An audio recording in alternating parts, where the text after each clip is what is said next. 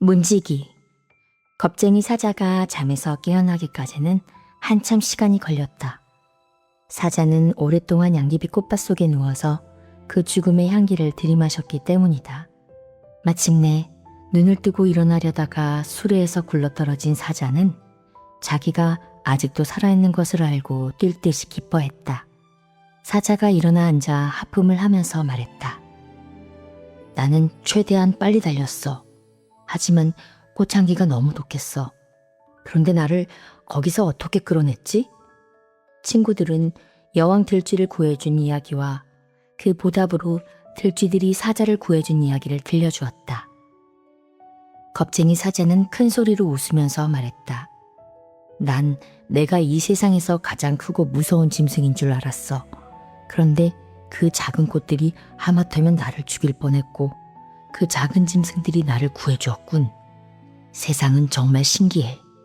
그런데 친구들, 이젠 어떡하지? 도로시가 말했다. 노란 벽돌길을 다시 찾을 때까지 계속 걸어가야 해. 노란 벽돌길을 찾으면 그 길을 따라 에메랄드시로 갈 수 있어. 사자가 완전히 기운을 차리자 도로시 일행은 다시 길을 떠났다. 부드럽고 싱싱한 풀을 헤치며 걷는 것은 무척 즐거웠다. 얼마 지나지 않아서 그들은 노란 벽돌길에 이르렀다. 길은 평평하고 잘 포장되어 있었다. 주위에 펼쳐진 풍경도 아름다웠다. 나그네들은 마침내 숲을 빠져나와 그 음산하고 그늘진 곳에서 만난 온갖 위험에서 멀리 벗어난 것을 축하했다. 이곳에도 길 가장자리에는 울타리가 세워져 있었지만 초록색으로 칠해져 있었다. 농부가 살고 있는 게 분명한 작은 집들도 모두 초록색으로 칠해져 있었다. 오후에 그들은 이런 농가를 여러 채 지나갔다. 이따금 사람들이 문간에 나와서 뭔가 묻고 싶은 듯한 표정으로 나그네들을 쳐다보곤 했다. 그러나 커다란 사자가 무서워서 아무도 가까이 다가오거나 말을 걸지 않았다. 이곳 사람들은 모두 에메랄드처럼 선명한 초록색 옷을 입고 먼치킨들의 모자처럼 끝이 뾰족한 모자를 쓰고 있었다. 도로시가 말했다. 여기가 오주의 나라인 게 분명해. 에메랄드 씨는 여기서 멀지 않을 거야. 그러자 허수아비가 말했다. 맞아. 먼치킨들은 파란색을 좋아했는데 이곳은 모든 것이 초록색이야. 하지만 이곳 사람들은 먼치킨들처럼 친절해 보이지 않아. 하룻밤 지낼 만한 곳을 찾을 수 있을지 걱정이군. 난 날마다 과일만 먹었더니 이젠 다른 것을 먹고 싶어. 그리고 토토는 거의 굶어 죽을 지경이야. 다음번에 집이 보이면 그 집에 들러서 말을 걸어봐야겠어. 꽤 큰 농가가 나타나자 도로시는 용기를 내어 현관으로 다가가서 문을 두드렸다. 한 여자가 밖이 겨우 내다보일 만큼만 빠끔히 문을 열고 말했다. 무슨 일이냐? 저 커다란 사자는 왜 너랑 같이 있는 거지? 아줌마, 저희들을 하룻밤만 재워주세요. 저 사자는 제 친구이고 길동무예요. 절대로 아줌마를 해치지 않을 거예요. 여자는 문을 조금 더 열면서 물었다. 길들여진 사자니? 그럼요. 게다가 지독한 겁쟁이에요. 아줌마가 저 사자를 두려워하는 것보다 오히려 사자가 아줌마를 더 두려워할 거예요. 여자는 이 말을 곰곰 생각하더니 사자를 한 번 더 보고 나서 말했다. 그렇다면 좋다. 들어오렴. 음식과 잠자리를 마련해 줄게. 도로시 일행은 모두 집 안으로 들어갔다. 집 안에는 두 아이와 아저씨가 있었다. 아저씨는 발을 다쳐서 침대에 누워 있었다. 두 아이와 아저씨는 이 희한한 나그네 일행을 보고는 깜짝 놀랐다. 아줌마가 저녁을 준비하는 동안 아저씨가 도로시한테 이것저것 물었다. 어디 가는 길이냐? 오즈 마법사를 만나러 에메랄드시에 가는 길이에요. 뭐? 오즈를 만나러 간다고? 오즈가 너희를 만나줄까? 물론이죠. 왜 안 만나주겠어요? 내가 듣기로 오즈는 아무도 만나지 않는다더구나. 나도 에메랄드시에 여러 번 가봤는데 아주 아름답고 멋진 곳이지. 하지만 오즈는 한 번도 만나본 적이 없어. 지금까지 오즈를 만나본 사람은 아무도 없단다. 허수아비가 물었다. 오즈는 밖에도 나오지 않나요? 그렇단다. 날마다 궁궐 안에 접견실에서 꼼짝도 안 하지. 시중 드는 하인들조차도 오즈와 얼굴을 맞대지 않아. 도로시가 물었다. 어떻게 생긴 분일까요? 아저씨는 생각에 잠긴 얼굴로 말했다. 글쎄, 그건 나도 모르겠다. 너희들도 알겠지만 오즈는 위대한 마법사란다. 그러니 뭐든지 자기가 되고 싶은 것으로 둔갑할 수 있지. 어떤 사람은 오즈가 새처럼 생겼다고 말하고, 어떤 사람은 코끼리처럼 생겼다고 말하고, 또 어떤 사람은 고양이처럼 생겼다고 말하더라. 그리고 어떤 사람한테는 선녀나 요정의 모습으로 나타나기도 하고. 어쨌든 오즈는 자기가 원하는 어떤 모습으로도 나타날 수 있지. 하지만 오즈의 진짜 모습을 아는 사람은 아무도 없단다. 정말 이상한 분이네요. 그렇지만 저희들은 무슨 일이 있어도 오즈를 만나야 해요. 그렇지 않으면 우리 여행은 헛수고가 될 거예요. 그런데 그 무서운 오즈를 왜 만나려고 하니? 허수아비가 말했다. 나는 오즈한테 두뇌를 얻고 싶어요. 그래? 그런 거라면 아주 쉬운 일이지. 오즈는 자기한테 필요한 것보다 훨씬 많은 두뇌를 갖고 있으니까. 양철나무꾼이 말했다. 나는 오즈한테 마음을 얻고 싶어요. 그것도 어렵지 않을 거야. 오즈는 온갖 크기와 모양의 마음을 잔뜩 모아놓고 있으니까. 겁쟁이 사자가 말했다. 나는 오즈한테 용기를 얻고 싶어요. 오즈라면 그것도 문제없을 거다. 오즈의 궁궐에는 용기가 가득 들어있는 큰 항아리가 있는데 황금으로 만든 무거운 뚜껑으로 덮여있대. 용기가 넘쳐 흐르지 못하도록 말이다. 그러니까 용기쯤은 얼마든지 나누어 줄 거야. 도로시가 말했다. 저는 캔자스로 돌아가고 싶어요. 캔자스? 캔자스가 어디 있지? 도로시는 슬픈 얼굴로 대답했다. 캔자스는 우리 집이 있는 곳이에요. 그곳이 어디에 있는지는 저도 몰라요. 그래서 오즈한테 가는 거예요. 하지만 이 세상 어딘가에 틀림없이 있을 거예요. 그래? 오즈라면 캔자스도 찾아줄 수 있을 거야. 오즈는 무엇이든지 다 할 수 있으니까 말이다. 하지만 그러려면 먼저 오즈를 만나야 하는데 그게 쉬운 일이 아니구나. 그 마법사는 좀처럼 사람을 만나주지 않고 늘 자기 뜻대로 하니까 말이다. 그런데 저 강아지는 무엇을 부탁하러 가는 거지? 토토는 꼬리만 흔들 뿐이었다. 토토는 말을 못하기 때문이다. 아줌마가 식사 준비가 다 되었다고 말했다. 그들은 모두 식탁에 둘러앉았다. 도로시는 맛있는 보리죽과 달걀 요리 한 접시 그리고 맛있는 흰 빵을 먹었다. 사자는 보리죽을 조금 먹었지만 보리는 사자가 아니라 소나 말이 먹는 음식이라면서 떨떠름한 표정을 지었다. 토토는 모든 음식을 조금씩 먹었고 맛있는 저녁을 다시 먹게 된 것을 기뻐했다. 아줌마는 도로시가 잘 침대를 마련해 주었고 토토는 도로시 옆에 누웠고 사자는 아무도 도로시를 방해하지 못하도록 문 앞을 지켰다. 허수아비와 양철나무꾼은 물론 잠을 잘 수는 없었지만 방구석에 밤새도록 조용히 서 있었다. 이튿날 아침 일찍 도로시와 친구들은 다시 길을 떠났다. 얼마 안 가서 하늘에 아름다운 초록빛이 보였다. 도로시가 말했다. 저기가 에메랄드 씨일 거야. 가까이 다가갈수록 초록빛은 점점 밝아졌다. 긴 여행도 마침내 끝날 때가 가까워지고 있는 것 같았다. 그러나 에메랄드 씨를 둘러싸고 있는 성벽에 이른 것은 오후가 되어서였다.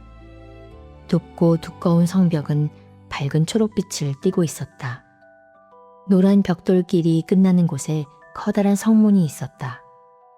성문에는 햇빛을 받아 찬란하게 빛나는 에메랄드가 가득 아로새겨져 있어서 그 광채에 허수아비의 물감으로 칠한 눈마저 부실 정도였다. 성문 옆에는 초인종이 달려 있었다. 도로시가 초인종을 누르자 안에서 딸랑거리는 음방울 소리가 나더니 성문이 천천히 열렸다. 도로시가 그 문을 통해 안으로 들어가 보니 그곳은 큰 방이었다. 천장은 둥근 모양이고 벽에는 헤아릴 수 없이 많은 에메랄드가 반짝이고 있었다. 저 앞에 먼치킨만큼 키가 작은 사람이 서 있었다. 그 사람은 머리끝부터 발끝까지 초록색으로 차려입었고 피부까지도 초록색을 띠고 있었다. 그 사람 옆에는 커다란 초록색 상자가 놓여 있었다. 키 작은 남자가 도로시 랭을 보고 물었다. 에메랄드 시에는 무슨 일로 왔지? 도로시가 대답했다. 위대한 마법사 오지님을 만나러 왔어요. 그러자 그 남자는 깜짝 놀라서 의자에 앉았다. 이윽고 키 작은 남자가 난처한 듯 고개를 저으면서 말했다. 누군가가 오지님을 만나겠다고 찾아온 건 아주 오랜만이구나. 오지님은 강력하고 무서운 마법사란다. 그분은 지금 명상을 하고 계신데 하찮거나 어리석은 용건으로 그분을 방해했다가는 혼이 나게 돼. 이 말을 듣고 하수아비가 말했다. 우리는 하찮거나 어리석은 용건 때문에 온 것이 아닙니다. 아주 중요한 일이 있어서 의논을 드리려고 온 거예요. 그리고 오지님은 인자하고 상냥한 마법사라고 들었는데요. 그렇고 말고 그분은 좋은 마법사이고 에메랄드 시를 잘 다스리고 계시지. 그렇지만 정직하지 못하거나 호기심 때문에 접근하는 사람에게는 아주 무서운 마법사란다. 그래서 감히 오지님을 만나게 해달라고 부탁한 사람은 거의 없었어. 나는 에메랄드 시의 문지기이기 때문에 너희들이 오지님을 만나겠다고 하면 궁궐로 데려가야 할 책임이 있지. 그런데 들어가기 전에 먼저 안경을 써야 해. 도로시가 물었다. 왜요? 에메랄드 시에서는 모든 것이 눈부시게 빛나고 있어서 안경을 안 쓰면 눈이 멀어버리거든. 이곳에 사는 사람들은 낮에는 물론이고 밤에 잠을 잘 때도 안경을 써야 한단다. 에메랄드 시가 처음 지어졌을 때 오지님이 그렇게 명령하셨어. 안경은 모두 자물쇠를 채운 상자에 보관되어 있지. 그 자물쇠를 여는 열쇠는 하나뿐인데 내가 가지고 있단다. 문지기는 커다란 상자를 열었다. 그 안에는 온갖 크기와 모양의 안경이 가득 들어 있었다. 안경에는 모두 초록색 유리가 끼워져 있었다. 문지기는 도로시에게 꼭 맞는 안경을 골라 씌워주었다. 안경에는 금으로 된 사슬이 2개 달려 있었는데 문지기는 그 사슬을 도로시의 머리 뒤쪽으로 돌린 다음 사슬 끝에 달린 자물쇠를 철커덕 하고 채웠다. 이제는 안경을 벗고 싶어도 벗을 수가 없지만 도로시는 에메랄드 시의 광채에 눈이 멀고 싶지 않았기 때문에 아무 말도 하지 않았다. 이어서 문지기는 허수아비와 양철 나무꾼에게도 사자와 토토에게도 맞는 안경을 골라서 씌워주고 자물쇠를 단단히 채웠다. 이 일이 끝나자 문지기도 안경을 쓰고서 궁궐로 안내할 준비가 되었다고 말했다.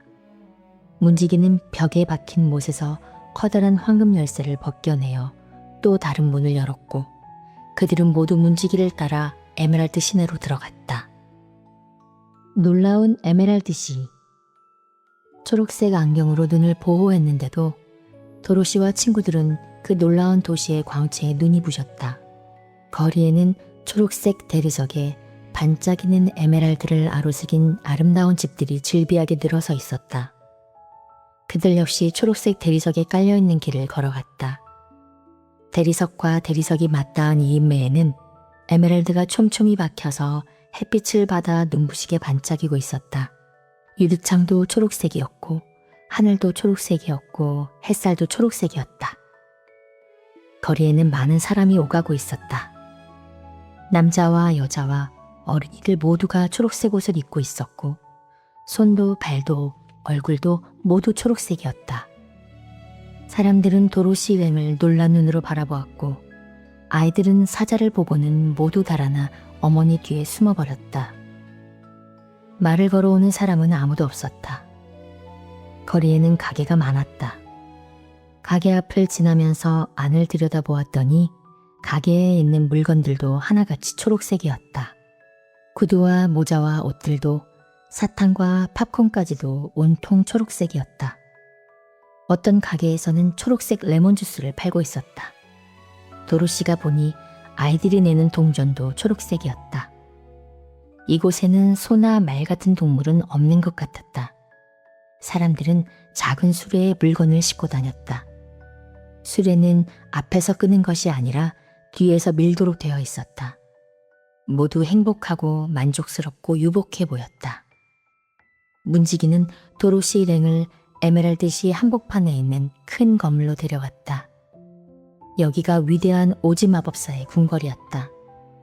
출입문 앞에는 병사가 있었는데 병사도 역시 초록색 군복을 입고 초록색 수염을 길게 늘어뜨리고 있었다. 문지기가 병사에게 말했다. 낯선 손님들을 데리고 왔습니다. 오지 마법사님을 만나고 싶답니다. 병사는 도로시 일행을 궁궐 안에 있는 큰 방으로 안내했다. 초록색 양탄자가 깔려있고 에메랄드를 아로새긴 아름다운 초록색 가구가 놓여있는 방이었다. 병사는 그 방에 들어가기 전에 초록색 깔개 위에서 발에 묻은 먼지를 털게 했다. 도로시 일행이 모두 자리에 앉자 병사가 정중하게 말했다.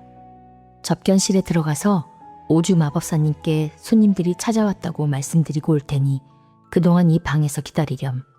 도로시와 친구들은 한참 동안이나 기다려야 했다. 마침내 병사가 돌아오자 도로시가 물었다. 오지 마법사님을 만났나요? 병사가 대답했다.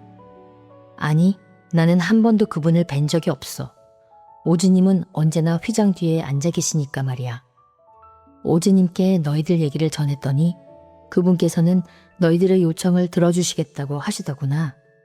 하지만 오즈님이 계신 곳에는 모두 한꺼번에 들어가지 말고 한 사람씩 들어가야 해. 그리고 오즈님은 하루에 한 사람밖에 만나지 않으셔.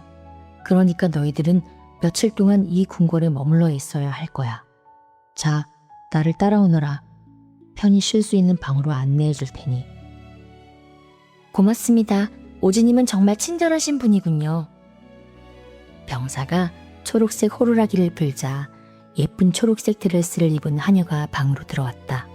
눈이 초록색이고 머리는 예쁘게 감아 올린 하녀는 도로시 앞에서 공손하게 절하면서 말했다.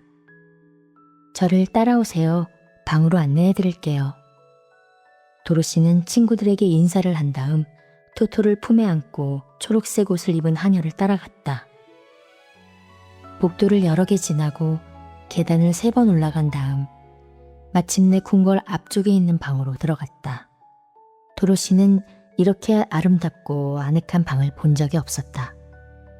푹신하고 편안한 침대에는 초록색 비단으로 만든 유가 깔려 있었고 초록색 공단으로 만든 이불이 덮여 있었다. 방 한복판에는 작은 분수가 있었는데 초록색 향수가 치솟아 아름다운 조각이 새겨진 초록색 대리석 수반으로 떨어지고 있었다. 창가에는 예쁜 초록색 꽃이 놓여 있고 책꽂이에는 초록색 책들이 가지런히 꽂혀 있었다. 도로시가 그 책들을 꺼내어 펼쳐보니 초록색으로 그린 재미난 그림들이 가득 차 있었다. 그림들이 무척 우스워서 도로시는 깔깔대고 웃었다. 옷장에는 비단과 공단과 우단으로 만든 초록색 옷들이 가득 걸려 있었다. 모두 도로시의 몸에 꼭 맞았다. 그럼 편히 쉬세요. 필요한 것 있으면 이 종을 울리세요. 오지 마법사님께서 내일 아침에 사람을 보내서 아가씨를 부르실 거예요. 하녀는 허리를 굽혀 절하고 방에서 나갔다. 그런 다음 도로시의 친구들에게 돌아가서 각자 방으로 안내했다. 도로시의 친구들도 저마다 궁궐에서 가장 좋은 방에서 묵게 되었다. 더할 나위 없이 정중한 대접이었지만 허수아비한테는 아무 쓸모도 없었다. 방에 혼자 남게 되자 허수아비는 문 바로 안쪽에 우두커니 서서 아침이 될 때까지 기다렸다. 허수아비는 누워도 편하지 않았고 눈을 감을 수도 없었다. 그래서 천장 모퉁이에서 열심히 거미줄을 치고 있는 작은 거미 한 마리를 밤새도록 바라보고 있었다. 양철 나무꾼은 습관적으로 침대에 누웠다. 나무꾼은 살로 된 사람이었던 시절을 기억하고 있었기 때문이다. 그러나 잠을 잘 수는 없었기 때문에 이음매 부분이 계속 부드럽게 움직이도록 목과 팔과 다리를 계속 구부렸다 폈다 하면서 밤을 보냈다. 사자는 숲속의 가랑잎 위에서 자는 편이 훨씬 좋았을 것이다. 방에 갇히는 것은 마음에 들지 않았다. 그러나 사자는 이런 일로 속을 태울 만큼 어리석은 동물이 아니었다. 그래서 침대 위로 올라가 고양이처럼 몸을 웅크리고 1분도 지나기 전에 가르랑거리는 소리를 내며 잠이 들었다. 이튿날 아침 식사가 끝난 뒤에 어제 저녁에 왔던 하녀가 도로시를 데리러 왔다. 하녀는 세상에서 가장 예쁜 초록색 공단 옷을 골라서 도로시에게 입혀주었다. 도로시는 그 위에 초록색 비단 앞치마를 두르고 토토의 목에는 초록색 리본을 메어주었다. 그리고 하녀를 따라 오지 마법사의 접견실로 갔다. 맨 처음 들어간 넓은 방에는 수많은 신사와 숙녀들이 화려한 옷을 입고 모여 있었다. 그들이 하는 일이라고는 서로 이야기를 나누는 것뿐이었다. 그들은 아침마다 접견실 밖에 와서 기다렸지만 오지를 만나는 것은 절대로 허락되지 않았다. 도로시가 들어가자 그들은 신기한 듯이 도로시를 쳐다보았다. 한 사람이 속삭였다. 정말로 무서운 오지님을 직접 만날 작정이냐? 그럼요. 저를 만나주시기만 한다면 말이에요. 도로시의 면담 요청을 마법사에게 전달한 병사가 말했다. 오지님은 이 아가씨를 만나실 겁니다. 사실 처음에는 화를 내시면서 아가씨를 돌려보내라고 하셨지요. 하지만 아가씨가 은구두를 신고 있다는 말을 듣고는 관심을 보이셨습니다. 게다가 아가씨 이마에 입맞춤 자국이 있다는 말을 들으시고는 그렇다면 꼭 만나야겠다고 하신 겁니다. 바로 그때 종이 울렸다. 초록색 옷을 입은 하녀가 도로시에게 말했다. 저게 신호예요. 아가씨 혼자서 접견실에 들어가셔야 해요. 하녀는 작은 문을 열었고 도로시는 망설이지 않고 안으로 들어갔다. 그곳은 아주 멋진 방이었다. 크고 둥근 방인데 천장이 무척 높았다. 벽과 천장과 바닥에는 커다란 에메랄드가 촘촘히 박혀 있었다. 천장 한복판에는 해처럼 밝은 조명등이 있어서 그 불빛을 받아 에메랄드가 아름답게 반짝거리고 있었다. 그러나 도로시가 가장 놀란 것은 방 한가운데에 놓여있는 커다란 초록색 대리석 옥좌를 보았을 때였다. 반짝이는 보석이 가득 박혀있는 옥좌에는 커다란 머리가 덩그렇게 놓여 있었다. 몸통도 팔다리도 없이 머리뿐이었다. 머리털은 하나도 없었지만 눈과 코와 입은 있었다. 그 머리는 세상에서 가장 큰 거인의 머리보다 더 큰 것 같았다. 도로시는 놀라움과 두려움에 사로잡힌 채 그 이상하게 생긴 머리를 물끄러미 쳐다보았다. 그러자 눈이 천천히 돌아서 도로시를 날카롭게 바라보았다. 이윽고 입이 움직이더니 이렇게 말하는 소리가 들렸다. 나는 위대하고 무서운 마법사 오즈다. 너는 누구냐? 무슨 일로 나를 찾아왔느냐? 도로시가 커다란 머리를 보고 상상한 것만큼 무시무시한 목소리는 아니었다. 그래서 도로시는 용기를 내어 대답했다. 저는 작고 착한 도로시예요. 제발 저를 좀 도와주세요. 눈이 한참 동안 생각이 잠긴 것처럼 도로시를 바라보았다. 이윽고 목소리가 다시 들려왔다. 은구두는 어디서 얻었지? 우리 집이 동쪽의 못된 마녀 위에 떨어지는 바람에 그 마녀가 죽었는데 그 마녀가 신고 있던 것을 제가 가졌어요. 그러면 이마의 입맞춤 자국은 누구한테서 얻은 것이냐? 북쪽의 착한 마녀가 저랑 헤어질 때 인사로 이마에 입맞춘 자국이에요. 커다란 눈이 또다시 도로시를 날카롭게 바라보았다. 그 눈은 도로시가 사실을 말하고 있다는 것을 알았다. 이윽고 오즈가 물었다. 알았다. 그런데 나한테 원하는 것이 무엇이냐? 도로시는 간절히 말했다. 전 캔자스로 돌아가고 싶어요. 저를 엠 아줌마와 헨리 아저씨가 계시는 캔자스로 돌려보내주세요. 오지님의 나라는 무척 아름답지만 전 이 나라가 마음에 들지 않아요. 그리고 엠 아줌마는 제가 너무 오랫동안 집을 떠나 있어서 몹시 걱정하고 계실 거예요. 커다란 눈이 3번 깜빡이더니 천장을 쳐다보았다가 바닥을 내려다보았다. 그런 다음에는 마치 방 안에 이것저것을 둘러보는 것처럼 빙글빙글 돌기 시작했다. 마침내 눈이 다시 도로시를 바라보았다. 내가 왜 그런 일을 해야 하지? 오즈님은 강하시고 저는 약하니까요. 오즈님은 위대한 마법사이시고 저는 힘없는 어린아이니까요. 그렇지만 너는 동쪽의 못된 마녀를 죽일 만큼 힘이 세잖니? 그건 우연히 그렇게 된 거예요. 저도 어쩔 수가 없었다고요. 좋다. 그럼 내 대답을 들어라. 캔자스로 돌아가고 싶으면 그에 대한 보답으로 무언가를 해야 한다. 이 나라에서는 누군가 무언가를 얻으려면 그 대가를 치러야 해. 내 도움을 받고 싶으면 네가 먼저 나를 위해 무언가를 해야 한다. 네가 나를 도와주면 나도 너를 도와주마. 무엇을 해야 하죠? 서쪽의 못된 마녀를 죽이고 오너라. 도로시는 깜짝 놀라서 외쳤다. 전 못해요. 너는 이미 동쪽의 마녀를 죽였고 은구두도 신고 있지 않느냐. 그 구두에는 강력한 힘이 있다. 이제 이 나라에 남아있는 못된 마녀는 하나뿐이야. 네가 그 마녀를 죽이고 오면 내가 너를 캔자스로 보내주마. 하지만 그 전에는 안 돼.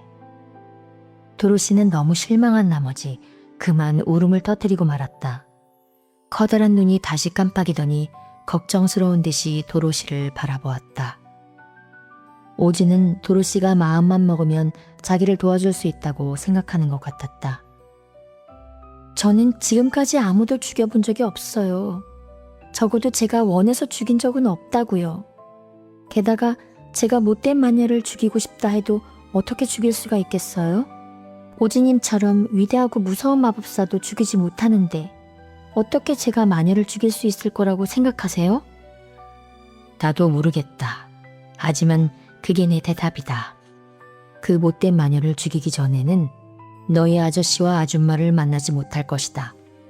그 마녀는 아주 고약하고 심술궂다는 것, 엄청나게 사악하고 잔인한 마녀라는 것, 그리고 반드시 죽여야 한다는 것을 명심해라. 자, 가거라. 내 일을 끝날 때까지 나를 찾아오지 마라. 도로시는 울면서 접견실을 나와 친구들한테 돌아갔다. 사자와 허수아비와 양철나무꾼은 오지가 뭐라고 했는지를 들으려고 기다리고 있었다. 도로시는 울면서 말했다. 이제 희망이 없어. 오지가 나보고 서쪽의 못된 마녀를 죽이고 오래. 그러기 전에는 나를 집으로 보내주지 않겠대. 하지만 난 절대로 못해. 내가 무슨 수로 그 마녀를 죽일 수 있겠어? 친구들은 도로시를 가엾게 여겼지만 도로시를 도와줄 방법이 없었다. 도로시는 자기 방으로 돌아가서 침대에 누워 울다가 잠이 들었다. 다음 날은 허수아비 차례였다. 아침에 초록색 수염을 기른 병사가 허수아비한테 와서 말했다. 나를 따라와. 오주님께서 너를 데려오라고 하셨어. 허수아비는 병사를 따라 접견실로 들어갔다. 접견실의 에메랄드 옥저에는 아름다운 귀부인이 앉아 있었다. 귀부인은 초록색 비단옷을 입고 물결치듯 흘러내린 초록색 머리 위에는 보석 왕관을 쓰고 있었다. 어깨에는 화려한 색깔의 날개가 돋아나 있었는데 날개가 너무 가벼워서 가벼운 바람에도 한들거렸다. 허수아비는 접견실에 들어가면 커다란 머리를 보게 될 줄 알았다. 도로시가 그렇게 말했기 때문이다. 그런데 아름다운 귀부인의 모습을 보자 깜짝 놀랐다. 하지만 허수아비는 마음을 가다듬고 지프로 만든 인형치고는 최대한 예쁘게 절을 했다. 그러자 아름다운 귀부인은 상냥하게 허수아비를 바라보며 말했다. 나는 위대하고 무서운 마법사 오즈다. 너는 누구냐? 무슨 일로 나를 찾아왔느냐? 저는 속에 밀짚을 채워넣은 허수아비입니다. 그래서 저한테는 두뇌가 없습니다. 저는 오지님의 나라에 사는 사람들처럼 인간이 되고 싶습니다. 그래서 밀집 대신 뇌를 제 머릿속에 넣어달라고 부탁하러 왔습니다. 내가 왜 그런 일을 해야 하지? 오지님은 현명하고 강한 분이니까요. 오지님 말고는 아무도 저를 도와줄 수 없으니까요. 나는 대가를 받지 않고는 절대로 은혜를 베풀지 않는다. 하지만 이것만은 약속하마.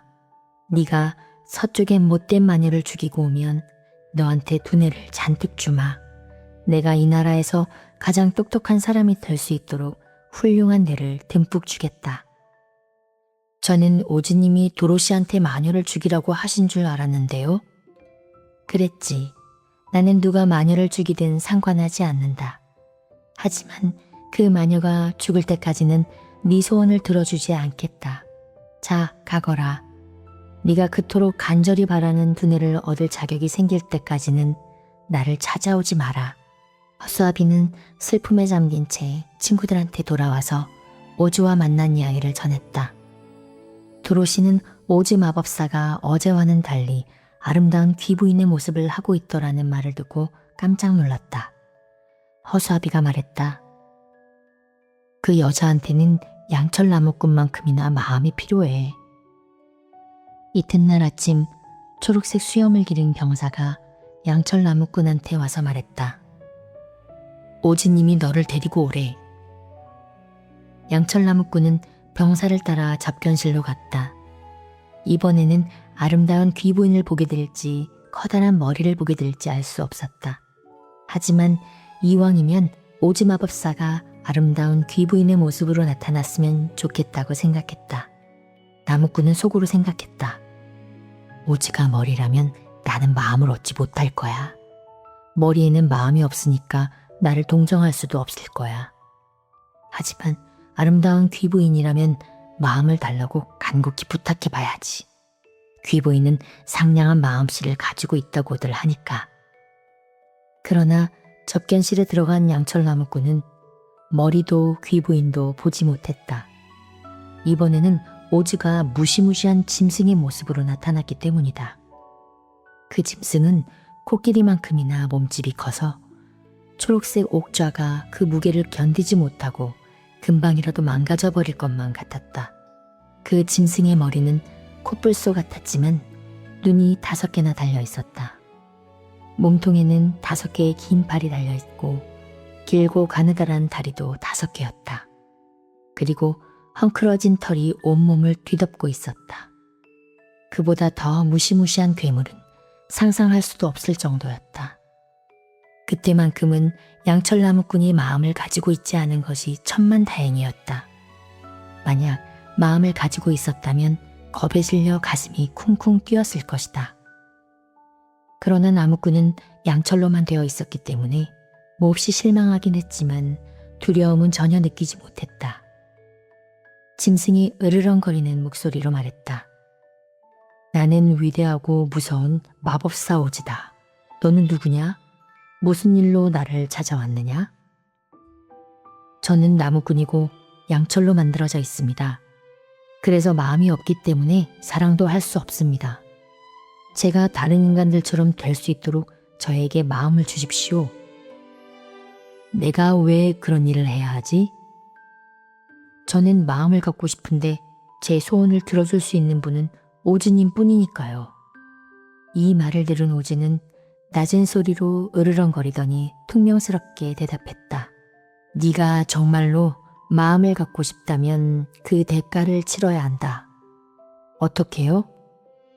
도로시를 도와서 서쪽의 못된 마녀를 죽이고 오너라. 그러면 이 나라에서 가장 크고 가장 친절하고 가장 다정한 마음을 너에게 주마. 양철 나무꾼은 슬픔에 잠긴 채 친구들한테 돌아오는 수밖에 없었다. 나무꾼은 접견실에서 만난 무시무시한 짐승에 대해 친구들에게 말해주었다. 그들은 오즈 마법사가 여러 가지 모습으로 둔갑할 수 있는 것에 감탄했다. 사자가 말했다. 내가 접견실에 들어갔을 때 오즈가 짐승의 모습으로 나타나면 나는 목청껏 큰 소리로 으르렁거릴 거야. 그러면 오지는 놀라서 내 요구를 모두 들어주겠지. 오지가 아름다운 귀분의 모습으로 나타나면 나는 그 여자한테 덤벼드는 척하겠어. 그러면 겁이 나서 내 요구를 들어줄 수밖에 없겠지. 오지가 커다란 머리의 모습으로 나타나도 내 뜻대로 될 거야. 나는 오지가 우리 소원을 모두 들어주겠다고 약속할 때까지 머리를 공처럼 이리저리 굴릴 테니까. 그러니까 모두 기운을 내. 다 잘 될 거야. 이튿날 아침 초록색 수염을 기른 병사가 사자를 접견실로 데리고 가서 오지가 있는 곳으로 들어가라고 말했다.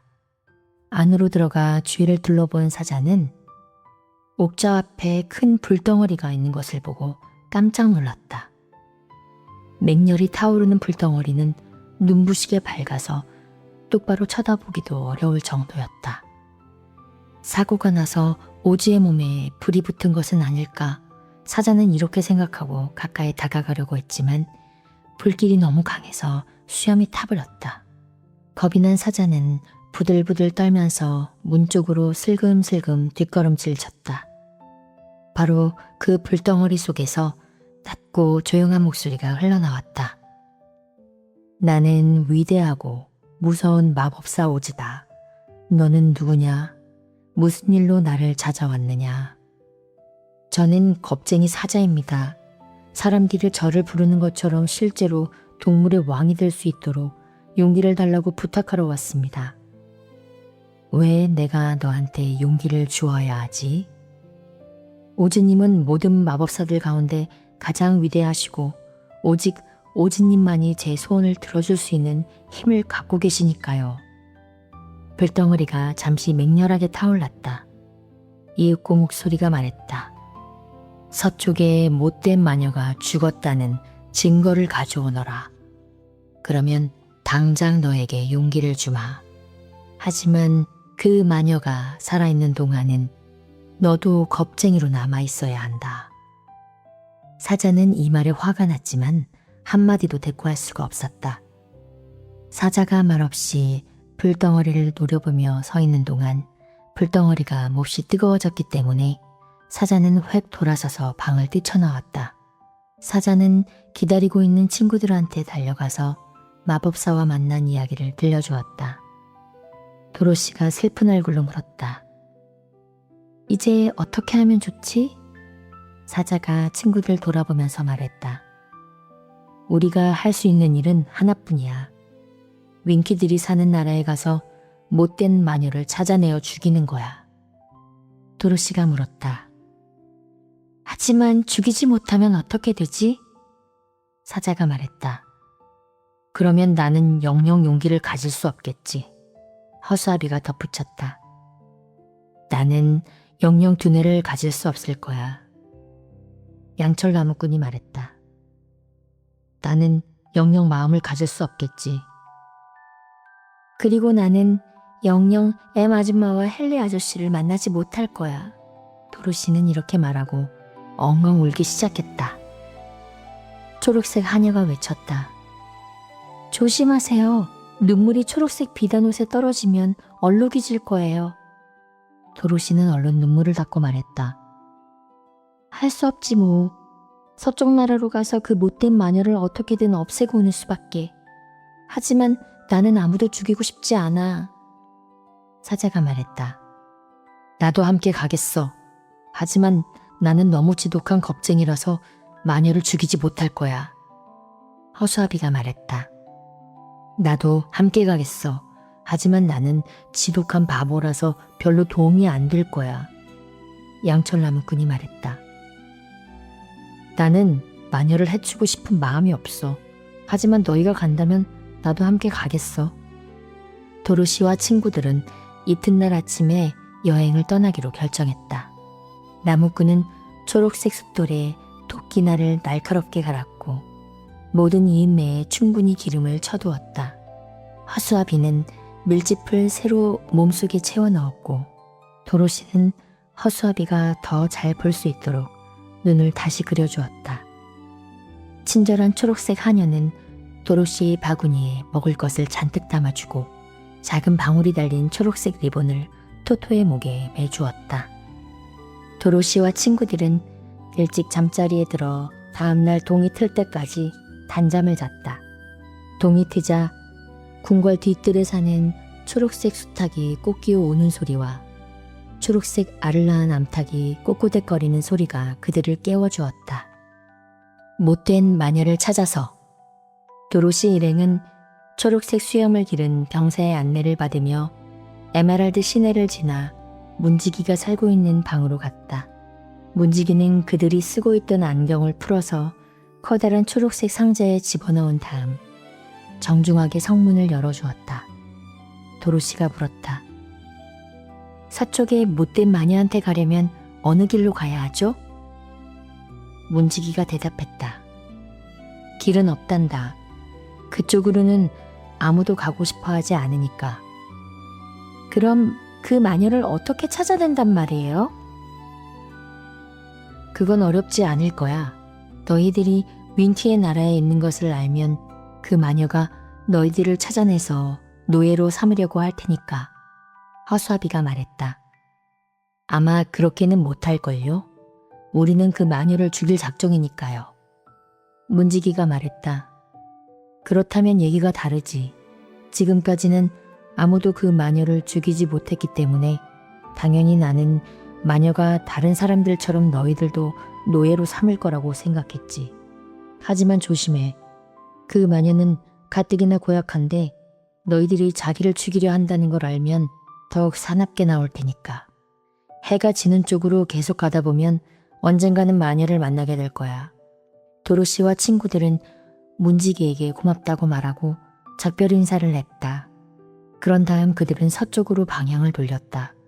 도로시 일행은 여기저기에 데이지와 미나리 아제비가 피어있는 풀밭을 걸어갔다.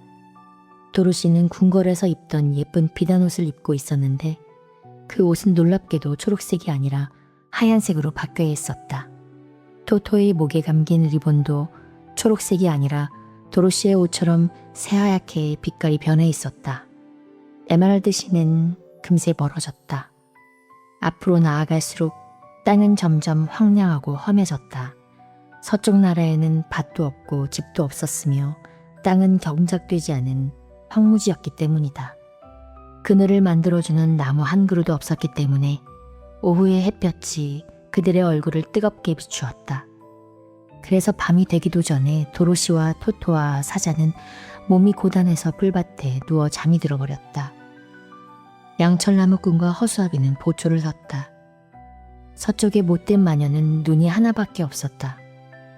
하지만 그 애꾸 눈은 망원경처럼 어디든지 다 볼 수 있었다. 마녀는 성문 앞에 앉아서 주위를 둘러보다가 풀밭에서 잠자고 있는 도로시를 발견했다. 못된 마녀는 나그네들이 자기 땅에 들어와 있는 것을 보고 화가 났다. 그래서 마녀는 목에 매달고 있던 은으로 된 호루라기를 불었다. 그러자 사방에서 커다란 늑대들이 떼지어 달려왔다. 다리가 길고 눈이 매섭게 번쩍이며 이빨이 날카로운 늑대들이었다. 마녀가 말했다. 저 언덕으로 달려가서 잠자고 있는 놈들을 모조리 찢어발기고 오너라. 우두머리 늑대가 물었다. 노예로 삼지 않으실 건가요? 노예로 삼을 만한 놈이 하나도 없어. 한 놈은 양철로 만들어졌고 한 놈은 밀짚으로 만들어졌어. 또 하나는 어린 계집애고 하나는 사자야. 그러니까 갈기갈기 찢어서 없애버려라. 분부대로 하겠습니다. 우두머리 늑대는 이렇게 말한 다음 부하들을 거느리고 곧장 달려왔다. 다행히도 허수아비와 양철나무꾼이 보조를 서다가 늑대들이 달려오는 소리를 들었다. 양철나무꾼이 허수아비한테 말했다. 저까지 늑대들은 나한테 맡겨. 넌 내 뒤에 숨어 있어. 저놈들은 내가 해치울 테니까. 나무꾼은 날카롭게 갈아든 도끼를 들고 기다렸다. 이윽고 우두머리 늑대가 다가오자 나무꾼은 도끼를 내리쳤다. 우두머리 늑대는 그 자리에서 죽어버렸다. 그 다음에 오는 늑대도 그 다음에 오는 늑대도 하나도 빠짐없이 나무꾼이 휘두른 도끼를 피하지 못했다. 늑대는 모두 40마리였는데 마침내 40번째 늑대가 죽었다. 양철나무꾼 앞에는 죽은 늑대들이 무더기로 쌓였다. 그제야 양철나무꾼은 도끼를 내려놓고 허수아비 옆에 앉았다. 허수아비가 말했다. 솜씨 좋은데? 이튿날 아침이 되자 잠에서 깨어난 도로시는 늑대들이 산더미처럼 쌓여있는 것을 보고 깜짝 놀랐다. 양철나무꾼이 그동안에 있었던 일들을 설명해 주었다. 도로시는 양철나무꾼에게 목숨을 구해주어서 고맙다고 말하고 풀밭에 앉아 아침을 먹은 다음 친구들과 함께 다시 길을 떠났다. 그날 아침 못된 마녀는 성문에 나와서 애꾸 눈으로 늑대들이 모두 죽는 것을 보고는 화가 머리끝까지 치밀어 올랐다. 그래서 두 번째로 호루라기를 불었다. 그러자 수많은 까마귀 떼가 날아왔다. 까마귀들이 어찌나 많은지 하늘이 깜깜해질 정도였다. 못된 마녀는 까마귀들이 왕에게 명령했다. 당장 저놈들한테 날아가서 눈을 쪼아먹고 몸뚱이를 갈기갈기 찢어버려라. 까마귀들은 커다란 무리를 지어 도로시 일행을 향해 날아갔다. 도로시는 까마귀 떼가 새까맣게 몰려오는 것을 보고 겁에 질렸다. 그러나 허수아비가 말했다. 이번에는 나한테 맡겨. 모두 풀밭 위에 납작 엎드려 있어. 그러면 다치지 않을 거야. 도로시와 사자와 나무꾼은 땅바닥에 납작 엎드렸고 허수아비 혼자 일어선 채 두 팔을 활짝 벌렸다. 까마귀는 허수아비만 보면 놀라기 때문에 두 팔을 벌리고선 허수아비를 보고는 감히 달려들지 못하고 우물쭈물 망설이고 있었다. 그때 까마귀 왕이 외쳤다. 저건 밀짚으로 만든 허수아비일 뿐이야. 내가 저놈의 누나를 쪼아먹겠다. 까마귀 왕이 날아오자 허수아비는 그 까마귀의 머리를 잡고 목을 비틀어 버렸다. 그 다음에 덤비는 놈도 모두 목을 비틀어 죽여버렸다. 까마귀는 모두 40마리였고 마침내 허수아비는 40번째로 까마귀의 목을 비틀었다. 마침내 모든 까마귀가 죽은 채로 허수아비 옆에 쌓였다. 허수아비는 친구들에게 일어나라고 말했고 그들은 다시 길을 떠났다. 못된 마녀는 다시 밖을 내다보다가 까마귀들이 모두 죽어서 무더기로 쌓여있는 것을 보았다. 그러자 마녀는 미친 듯이 화를 내며 세 번째로 호루라기를 불었다. 곧 하늘에서 요란하게 붕붕거리는 소리가 나더니 수많은 벌떼가 날아왔다. 저놈들한테 가서 독침으로 쏘아 죽여버려라. 마녀가 명령하자 벌떼는 도로시 일행이 걷고 있는 곳으로 쏜살같이 날아갔다. 벌떼가 날아오는 것을 보고는 허수아비가 어떻게 할 것인가를 결정했다. 내 몸속에 있는 짚을 꺼내서 도로시와 토토와 사자에게 덮어줘. 그러면 벌들이 와도 쏘지 못할 거야. 허수아비가 양철 나무꾼에게 이렇게 말하자 나무꾼은 시키는 대로 했다. 도로시가 토토를 품에 안고 사자 옆에 눕자 나무꾼은 허수아비의 몸에서 밀짚을 꺼내 그들을 완전히 덮었다. 벌떼가 날아왔지만 양철 나무꾼 말고는 아무도 보이지 않았다. 그래서 벌떼들은 우두커니 서 있는 양철 나무꾼한테 덤벼들었다. 그러나 아무리 침을 쏘고 또 쏘아도 양철을 찌를 수는 없었다. 찌르기는커녕 양철이 부딪혀서 침만 모두 부러지고 말았다. 독침이 부러지면 벌은 더 이상 살 수 없기 때문에 벌들은 모두 죽고 말았다. 죽은 벌들은 석탄 더미처럼 나무꾼 주위에 새까맣게 쌓였다. 그러자 도로시와 사자가 일어났다.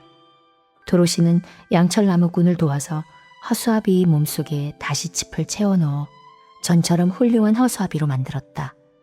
그 일이 끝나자 도로시 일행은 다시 길을 떠났다. 못된 마녀는 벌떼들이 석탄 더미처럼 쌓여있는 것을 보고는 너무 화가 나서 발을 구르고 머리털을 쥐어뜯으며 이를 득득 갈았다. 마녀는 다시 수십 명의 노예를 불렀다. 노예들은 모두 윙키들이었다. 마녀는 노예들에게 날카로운 창을 주면서 낯선 놈들을 쫓아가서 모두 없애버리려고 명령했다. 윙키들은 용감한 민족이 아니었지만 마녀의 명령을 거역할 수는 없었다. 그래서 그들은 마녀의 성을 떠나 도로시 일행에게 다가갔다.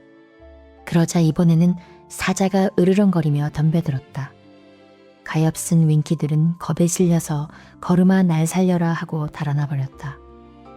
윙키들이 성으로 돌아오자 못된 마녀는 채찍으로 노예들을 호되게 때리고는 다시 일터로 돌려보냈다. 마녀는 이제 어떻게 할 것인가를 생각했다. 낯선 놈들을 없애버리려는 계획이 모두 실패로 끝난 이유를 도무지 이해할 수가 없었다. 그러나 마녀는 고약하고 심술궂을 뿐만 아니라 힘도 세었다. 마녀는 이제 어떻게 할 것인가를 당장 결정했다. 마녀는 선반에서 금으로 된 모자를 꺼냈다. 모자에는 다이아몬드 고리가 달려 있었고 테두리에는 루비가 촘촘히 박혀 있었다. 이 모자에는 굉장한 마력이 숨겨져 있어서 이 모자를 가지고 있는 사람은 날개 달린 원숭이들을 3번까지 불러내어 명령을 내릴 수 있었다. 그러나 4번 이상은 명령을 내릴 수가 없었다. 못된 마녀는 지금까지 황금 모자의 힘을 2번 써먹었다. 첫 번째는 윙키들을 노예로 삼고 이 나라를 다스리는 데 사용했고, 2번째는 오즈 마법사와 싸워서 그를 서쪽 나라에서 쫓아낼 때 사용했다. 마녀가 황금 모자의 힘을 이용할 수 있는 기회는 이제 한 번밖에 남지 않았다. 그래서 마녀는 황금 모자를 사용하고 싶지 않았다. 그러나 사나운 늑대들도 까마귀 떼도 독침을 가진 벌떼도 다 죽어버렸고 노예들도 사자에게 겁을 먹고 도망쳐버렸기 때문에 이제는 다른 방법이 없었다.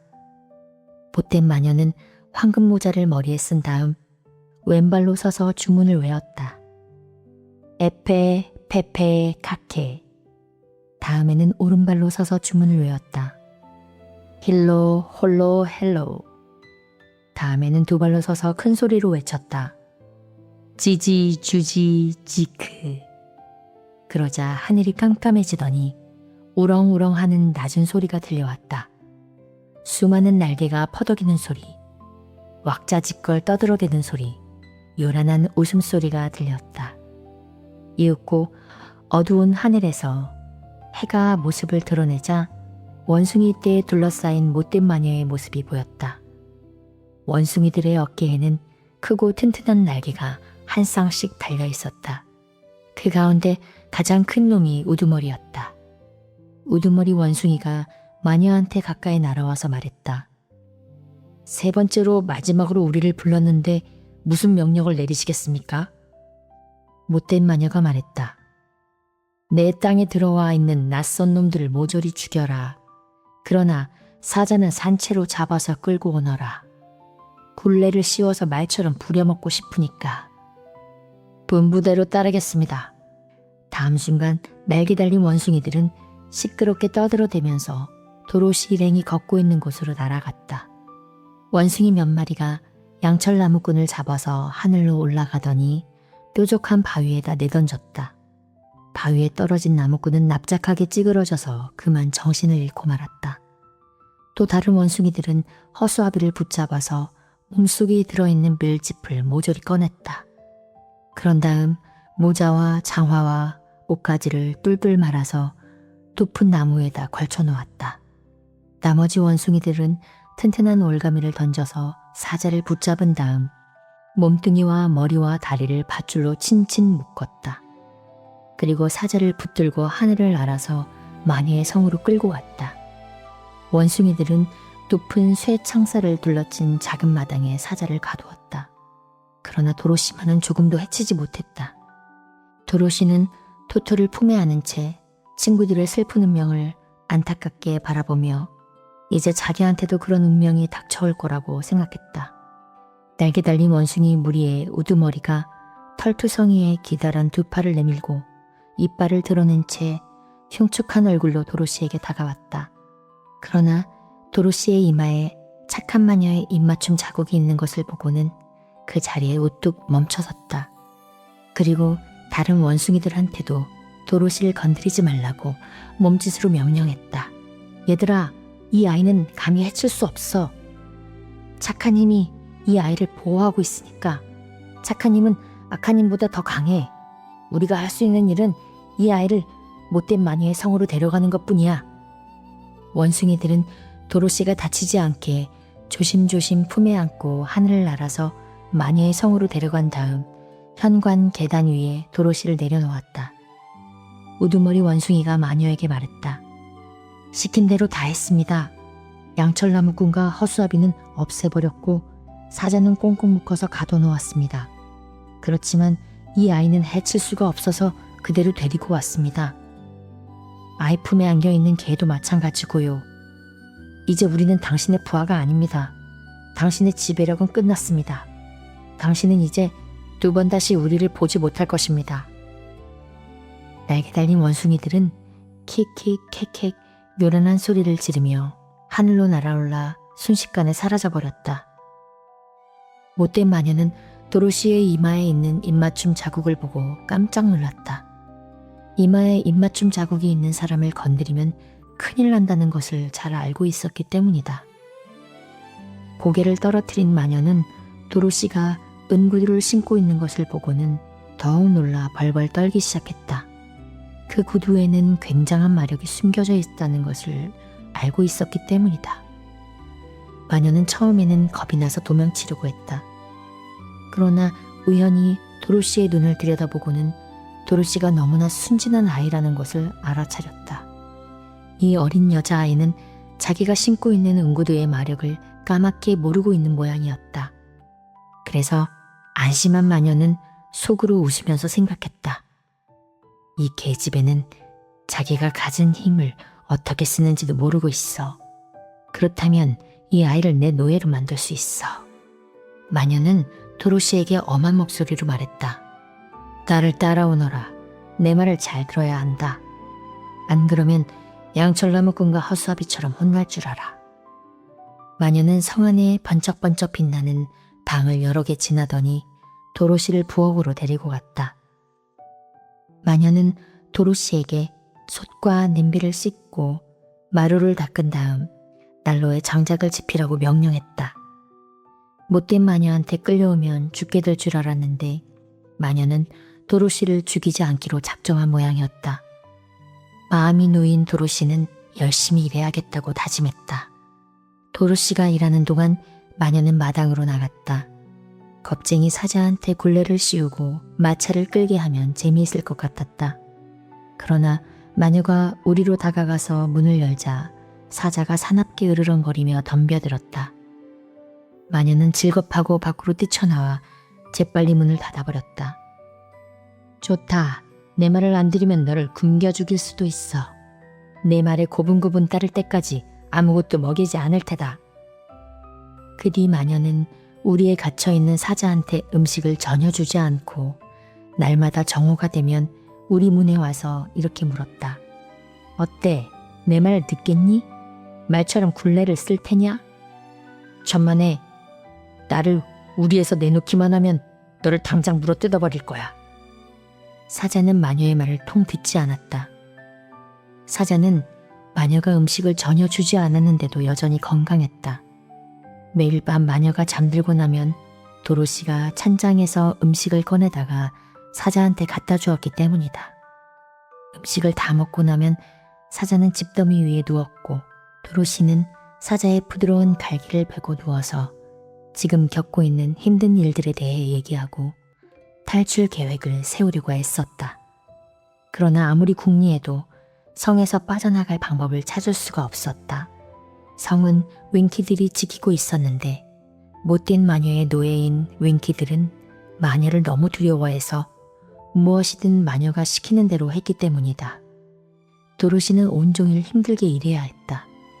마녀는 걸핏하면 늘 가지고 다니는 낡은 우산으로 도로시를 때리겠다고 윽박질렀다. 그러나 도로시의 이마에 있는 입맞춤 자국 때문에 감히 도로시를 건드리지는 못했다.